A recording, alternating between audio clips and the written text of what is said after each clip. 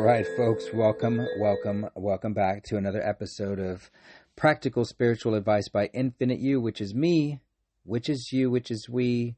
So buckle up for another episode as we take you on a roller coaster ride of a magical story of life and death and everything. Oh, thanks for a message. Sorry, I'm getting messages while I'm trying to record this. So, guess who I have? She's been a very frequent guest on the show, and this is my lovely cosmic partner, Amber Alvarez. Can you say what up to the peeps? Hi, everybody. Hi, listeners. If you haven't done so already, please like, share, follow for more of the Infinite You journey at Infinite You 77 on all social media platforms. Hello. Yeah. And what we're going to get into, like I said, was some heavy topics or information that everybody's dealt with. And I think this is where we can all agree or say we've had some type of experience with life and death. And, for the people that have passed and for the children that have been, born and all this stuff. So where I want to take us to is, 2000. Well, we could just go back to 2012. When we moved into a house here in San Antonio near Colonial Hills Elementary School. And the house was a couple months after we moved in. Yes, when we found out. So I went to my neighbor, or maybe I just saw her outside or something, and she let me know that the owner of the house that we were buying it from told her not to say what had happened 2 months before we moved into the house, which is the guy that lived there before he hung himself from the backyard tree. And her husband were the ones that discovered this. And she told me the story, and it just so happened that the husband and wife, the neighbors, that they were Reiki masters. And for those that don't know what Reiki is, it is the learning how to work with energy and how to harmonize it and power up and use it to heal. And so, they're energy workers, and they're into the spiritual stuff. And so when this guy hung himself from the backyard tree, the wife had, I think, 2 or 3 different experiences of seeing the guy in her house, like his spirit. And the first time she saw it, it was dark, and so she got the sage, and I think she saged the place before even seeing him, after he had passed, his spirit. And she saged the property, and when she saw him, she saged again and again, every time she saw him, and his energy got lighter and lighter, and she would communicate with him on, hey, this is what you did, and it's time for you to go. And so that's just one of the things. And I know when I took this information to Amber, she wasn't happy, and No. kind of freaking out there. Yeah, I was. What did we just get ourselves into? Right, I was freaking out a little bit because my childhood home had spirits there. Somebody had passed away before we moved. Passed away in that home before we moved into it when I was about 4 or 5 years old. And that being, or the spirit, was still there in the home. So there's actually 2 spirits there. There's the one of the gentleman that passed away before the house, before us, before we moved in, and then a dark spirit. So I've experienced paranormal activity within my home, within my childhood home, just like you. So I didn't want my children to have to experience that, and I didn't know, because I knew when you unalive yourself, your spirit stays. Well, at least that's what I believed at the time. That's what happens if you have some like finished business, or and especially if you unalive yourself. But now I know, like, hey, everything you set yourself up for before you come down, before your soul comes down to earth. Earth. Where are you from? Earth. Earth. Yeah. So that was my mindset. What was it? 12 years ago? 13? Oh wait, 2000 or 11 years ago, right? Yeah. Yeah, at the time. So. Yeah, and wasn't so when happy. Yeah, and I took the information to Amber, and it caused an argument because we had just manifested this house, and I'm like, are you kidding me? We just manifested this, and now we got to move out. And I didn't feel any presence or anything, but it did prompt me to reach out to my spiritual awakener. And for those that don't know who that is, you can go back to one of the first I think the first episode. I'm sure I talk about it there, and I could probably do it. I need to do a whole episode on just what that experience was in general and in its totality, with all the new perspectives that I have, or whatever, new updated information. Yeah. So when I took this information to Joni Eisinger, she said that Who's Joni? That's my spiritual awakener. Yeah, that's what I had just said. Oh, you did it right. That's what I was just saying to them. That's why I mentioned go back. I thought you were listening, so that I was listening to go back, but I was like, right, and the reason, yes. So I tied him into it. Yeah, there you go. Yes. So this is my projector wanting to help me make sure I get the information out fluidly and coherently, so that way you guys know what we're talking about here. And so, again, going to the beginning of these podcasts, there's not a whole lot. So you're not going to be stuck here for days on days trying to catch up here. Especially at this time. I don't know about later, but at this time and where this episode is, at some point in time, I'm going to stop asking people to go back to the beginning. So, I reached out to Joni, my spiritual awakener, and she said she didn't feel like there was any entity in the house, but that there was a portal, and she couldn't pick up whether the portal was good or bad. It was just a portal. Now, knowing what a portal is, it's a doorway. It's a place where you can go through. And, one way, maybe both ways. You got to figure out what the portal has in its, in its creation template. Mm-hmm. What's it built for, right? And that just comes from, sitting in it. Hey, the energy is going this way. It's like, when you go sit in water, where's that flowing? Go get in the river. It's flowing this way. Okay, mm-hmm. Good job. So this portal was in a doorway, and I felt that it was a doorway, going both ways, and knowing what I was learning at that time. I was still obviously so new to everything, but felt very advanced in what I was knowing with this galactic information, because, a lot of it still is very true to me and more validated than ever. And that's the biggest the craziest part about it is I can speak about this and not feel shy to put this information out there, because I can back it up. Right? I have so many stories. Amber's there. We were there. We did it together. Every one of us did it together. You have stories. Whoever you are on the other end of this, you have something that if you investigated enough, you would find out that you are real.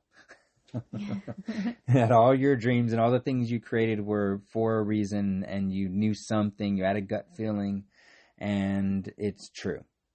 It's all true. Whatever, well, maybe, I don't know where you're at, honestly. You could have some crazy thoughts on some really stupid shit, because a bunch of us have done that, and I don't want to, where you're all going, Harold said it. Yeah, don't do that. Um, where's the disclaimer? I need you to sign a waiver when we're done here. So this portal, I wanted to put myself in it, and as a higher self embodied being, I wanted to activate higher self integration into the collective and whatever that meant. So, you know, um, Amber calmed down.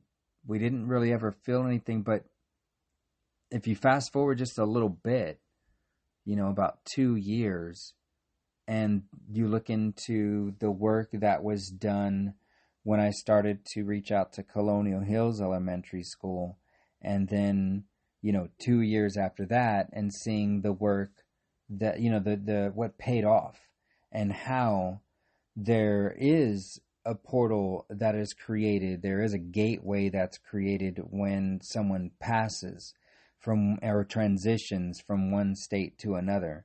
And my friend Eric Costilla, what year was it? Had to be like 1999 or something, 1998. And so he was shot and killed by a police officer on the campus of Colonial Hills Elementary School. And my children attended that school, a few of them. And I never thought I didn't grow up right there. I grew up going to another middle school, and not even an elementary school here in San Antonio. I was in Temple, Texas at the time for my elementary. And then when I came to San Antonio, that's when I started middle school. But this is where he went to school. Wow, I wonder if there's anyway.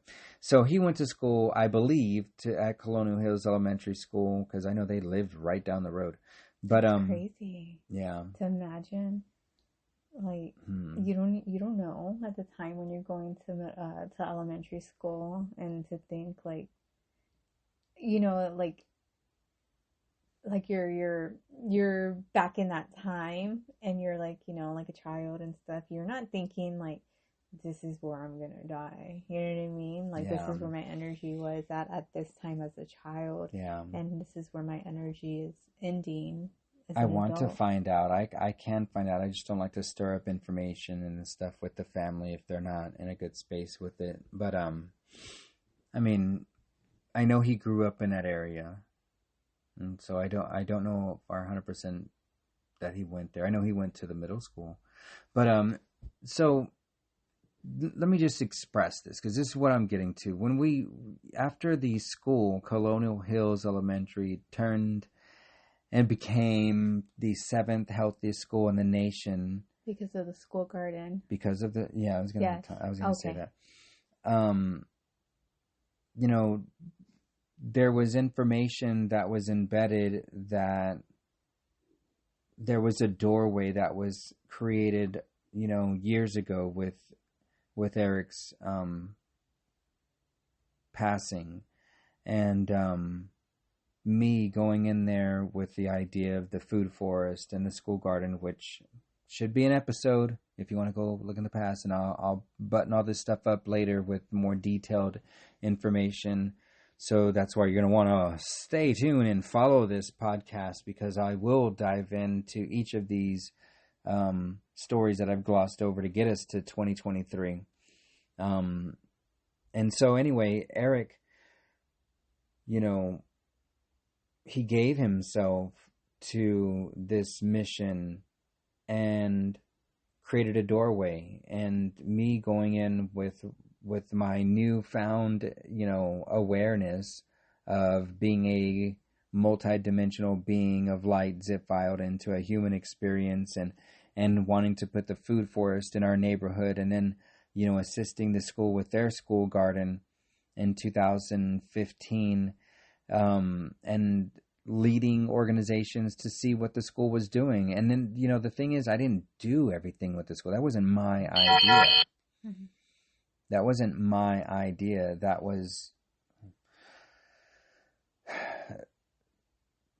something that I wanted to put in the neighborhood, and the school manifested $20,000 from a Spurs Team Up Challenge. Mm-hmm. in order to build this garden, and the coach and the faculty and the students and all the people were involved, and there was some type of a something that held the frequency of what I was wanting to create. And I was connected to someone, that was a really, really good friend, one of my best friends.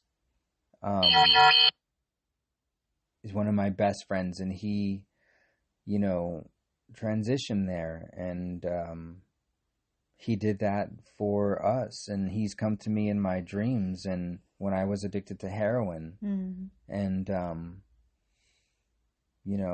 so there's something with this life and death thing that is. Sorry, I'm getting a bunch of notifications over here on my videos. Social media is blowing up right now.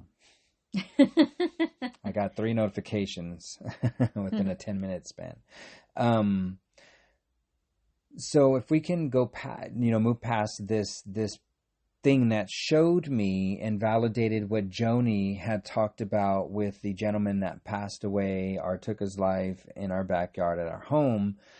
And that validated that, oh my goodness, this place that we moved into is a portal. And I can't remember what date it was, but we had, plumbing issues in our home where they had to dig a tunnel underneath the center of our home. It started, like around 2014. Yeah. So before we moved out. Yeah. So we had this plumbing issue, and the tunnel was dug underneath the house, and before they filled it with the dirt and everything, I put orgonite in there, and I, put some high vibrational, stuff inside of this portal. Yes. And the garden that is at Colonial Hills, And you had like crystals on the corners of. I asked Joni, what should I do with this home if it's a portal? And she said I should put something in the center as a hub, and that I could also put crystals on the 4 corners and let that spin like a hub. The center is when I put that orgonite and whatever other crystal, I don't even remember, under the house in the center, and I had the other crystals on the 4 corners. And so the house became this type of, we experienced a lot of stuff. It wasn't the best times that we had. Amber and I would argue quite a bit. We had a lot of not fun times, but we also had a lot of blissful moments. And, for those that pay attention to our stuff, we do journey when we, quite often with psychedelics, and we make love. And so we had many experiences of like interdimensional play. Yes. And, the house got like struck with lightning when we were celebrating Autumn's birthday one day. Oh, yes. Yeah, there was I saw like a light flash, and the air inside the house was like static. And, so there was, that's right. I forgot about crazy. That. Yeah, so this house, was a portal, and the school had a portal, and any place that you have or you're connected to someone that has transitioned or, created a portal, you get to tap into them. And maybe that's a way that you can tap into the essence of that person. Maybe their essence is this divine thing that creates synergy and harmony. And, the gentleman at the house, he did what he did, in his 3D suit. He was a mess, because he was trying to handle a lot. He had, from what I hear, the neighbor said that he was had mental issues, and him and his wife would argue all the time and all these different things. So he had a hard life. Obviously, he took his life. And then my friend Eric, whatever was going on internally with him, he ran from the police in order to get his ass, his life taken. And was super paranoid and had, wronged me. I let him stay with me a couple months or whatever before he, was shot and his life was taken. And I was selling drugs at the time. I'm not gonna lie. I was selling cocaine and I was selling marijuana, Mm. and I didn't trust him because he was a cokehead. And yeah, don't yeah. If you're selling, just don't sell drugs. Drugs are bad. But if you are, don't let your friend that's addicted to it stay with you, right? And then go to work at the same time. So I was noticing that he was like breaking into my room. There were scuff marks by the doorknob of my bedroom. I would Mm. lock the door.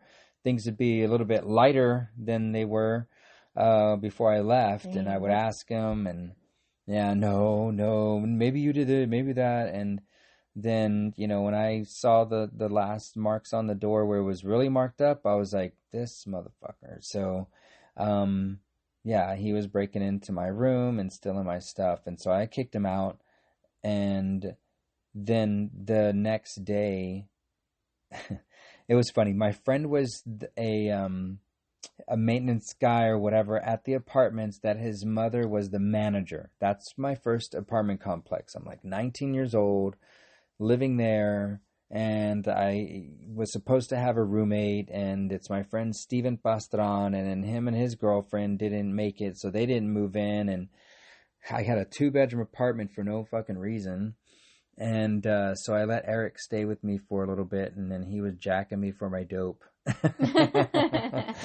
And so I kick him out. And, my friend Eddie on lunch break, he would go into the pad and he would smoke a bowl from the bong and then head back to work. So he's chilling out on the couch, probably just took a rip from the bong. And Eric came and kicked in my front door, went straight to my room, didn't even acknowledge Eddie sitting down on the couch, went straight to my room, popped open the door, grabbed whatever he did, and also a ring that my mother had bought me that was more expensive than she could technically afford. Whatever, my stepdad paid for it more than likely. But anyway, Yeah.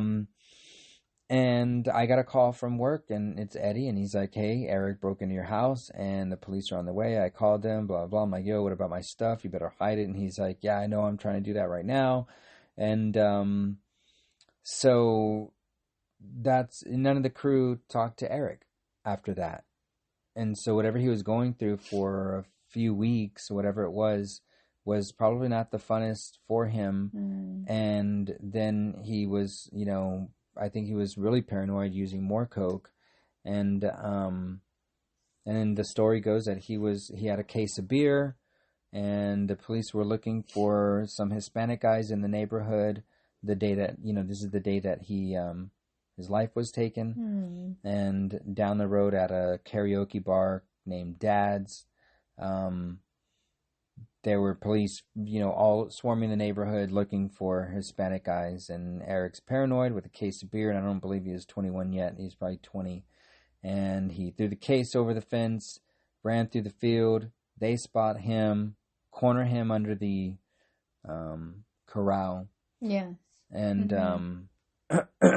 and supposedly pulled out a knife, and they said, drop the knife, and he said, you're gonna have to kill me or something, and they did. However that all went down, I that's just what I heard. I'd love to know, or it doesn't matter. Everybody was playing their part that night. And this is where, like, some of these times, like, imagine the family. I was distraught. Like, I heard about it the next day. Again, Eddie calling me. Yeah. Calling me at work. Hey, bro. Eric's dead. And I was like, no, what are you talking about? And like, no, it was shot and killed. It's this and that. And, I was a pallbearer at the funeral. And again, a lot of the crew that were pallbearers and everything were not talking to him right before this happened because of what he did to me. As he stole from one of the homies. Like, he just didn't do that. And so it was never really any like closure. And, he had come to me in dreams when I was hooked on heroin. And I feel he's done a really big part. And I think, I don't remember, maybe once he had come to me after I had done this mission, like working with the school. I don't know if he was in any other dreams, but I'm wondering if he fulfilled some mission of his, like through death to create awareness about life and how to sustain life in the biggest sense, with school gardens and sustainable, thriving curriculum for our children, and also giving me the gift of having. Mm-hmm.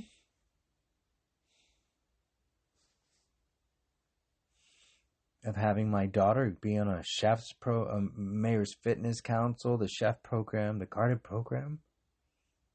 You came full circle.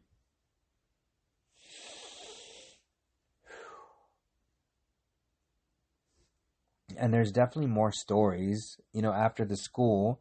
That's just like one of the biggest validating factor. But we have other friends that through this galactic calendar have transitioned, have crossed over, through portal dates that are significant within like the Mayan culture. And this whole 1320 timescape and stuff that Amber and I talk about, and what I've been diving into, and is what has been communicating with me through a fucking calendar. And I bet I can look in that calendar and find out he probably passed on a galactic activation portal date. Mm-hmm. Right. And so this is how you find your friends, your family, your loved ones within the scope of time, and how, them transitioning from the physical to the spiritual is not them leaving. It's, you got to allow them to close loops on their own experience and give themselves their mission. I mean, he's not here, right? Like from what I can see. And so whatever it was, he served his thing. And through death, he served his purpose. Like he was, 19, 20 years old? Very young, not even adult. Like still an adolescent in my eyes, like that. Right. And so... Yeah, like a young adult. He's not even really an adult. And so to give his life meaning... I don't know if his family would understand what I'm talking about, how important what he did. Like I want to plant a tree at Colonial Hills in a memory of him and what he's done, not just the memory, but the work that he did. That's like, you sacrifice, that's like Jesus stuff right there. Yeah. You sacrifice your life.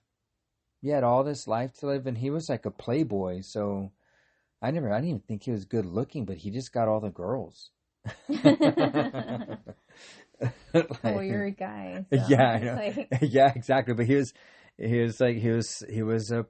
would lie a lot and all this stuff. I'm like, bro, why you don't have to lie to do this? Like, anyway, he was a character. I've got a lot of stories, of little E, and like it's a lifetime of stories with him involved, and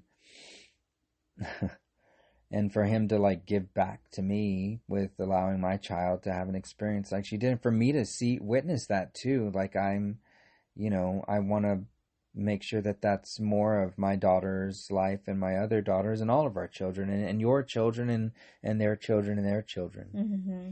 All of the children. Right, and this is the biggest part that little E, like Eric, gets to do for humanity, because he sparked this awareness in me that I can give a gift to you, hopefully, and inspire others to not look at death as the end all. And at this time right now too, like I've been talking a lot, but Amber's going through a very big situation that's involving death. And right. Yeah. My grandma's not feeling well. She's not well at all, actually. So we know her time's coming. Mm-hmm. And it's like, how do you talk to someone that wasn't into any of this stuff that's about to be into this stuff real quick? Right. Like they're gonna know that they are not a physical being and that they're waking up from a dream. And how do you tell someone that's holding on to the dream to just let go of it because they're in pain? Right.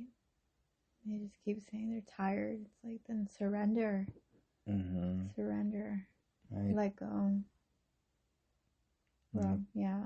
Yeah, it sounds cold. That would be cold to like be for some people, but like the most humane thing to do is take someone out of suffering and someone that's just lost in what they do as a being. Yes. With a body that is not capable because of their own state of awareness to bring itself back to a complete, healthy body. Right. Because if maybe if she was like into all this spiritual stuff, and I don't want to just put it down on this, but I'm just like thinking, speaking in general terms, right?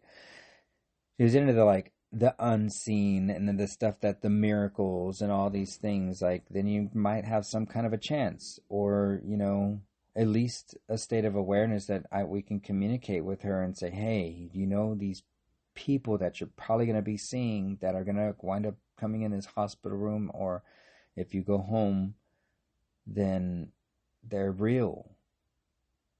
You're not just hallucinating, and it's not the drugs, and it's not this and that. Like, how do you feel? Yeah, right. And I think the other thing too, like at least for me, knowing what I know now, yes, when I see my grandma, like it hits me, like I know I'm gonna lose her soon and it hurts. But I'm still able to get through the day and not sulk in my emotions, like if before my awakening or before my knowingness and acceptance of what death is, what is life after death, if that makes sense. Just knowing that, she won't be here physically, but she still will always be with me and still come in my dreams like my, grandpa has. It is, it is emotion or not, it's Comforting? not, well, it's it's sad that she won't be here physically, but I know where she's going after death. So I guess it is comforting. Yes, like there's comfort in it, knowing that she's going to be pain free and free, and remember who she is and why she came here in the first place, why she reincarnated, or what exactly was she doing before here. What was her purpose here? What role did it play in other people's lives, in my life,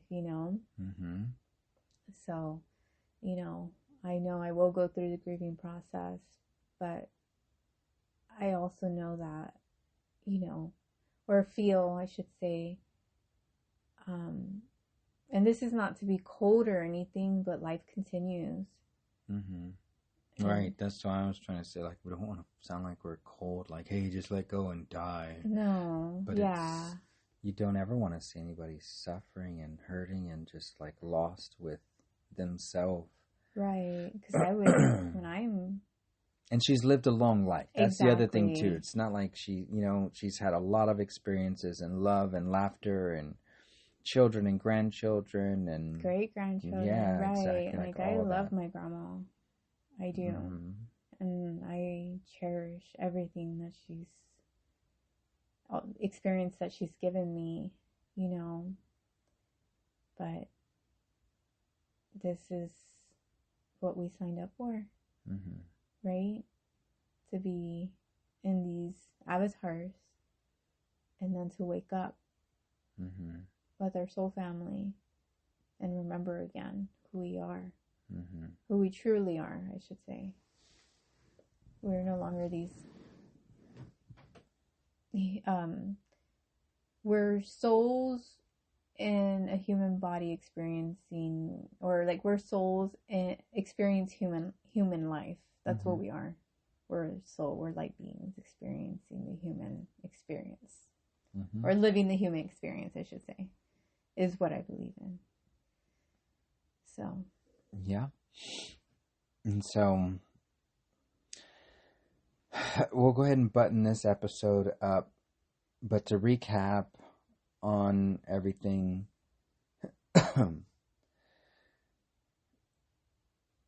your loved ones that have passed are still here, and don't hold them into, in the grieving process, because you contain some of their energy and you hold it into a place that it no longer needs to be. And so just find refuge in knowing that your loved ones are just, waking up from the dream and finding their truest self, and they're truly, truly free, and they can still come in and help and assist. And yes, with messages. Yeah, with the messages and with everything. And you could find, how your community or how your people are communicating, when you find out more about yourself, when you can discover yourself and how you play a part in this time matrix and this whole holographic matrix of an experience. And, you can close loops on why things happened and have it make sense, because some of the most tragic, experiences at the end of the day will make sense as to why, we lose people or seemingly lose people the way that we do. And so that's what we want to bring to you, is the infinite you, and how we are all infinite, and there is no time. We're all here and now. And so, Amber, do you have any final thoughts or words that you want to part with? I think some final thoughts would be to treat everyone with kindness. To treat everyone with kindness, because you don't know what anybody's going through. Like, you don't know anybody's story, you don't know anybody's background, or you may know. Until you find out. Right. Or you may know, but it's always good, because if somebody's having a bad day, their loved one passed away, just to always check in, like, hey, how are you doing? It can make a big difference. Hi, how are you? Just to always treat people with kindness. Yeah. And my thing at the end of that, and then that'll be it. But is we're all reflections. So if you're checking in on other people, you're really just checking in on yourself. And wouldn't you like to check or have someone, your counterpart or your reflection, check in on you and just make sure we're all okay? And so with that, I want you to love always in all ways. Peace.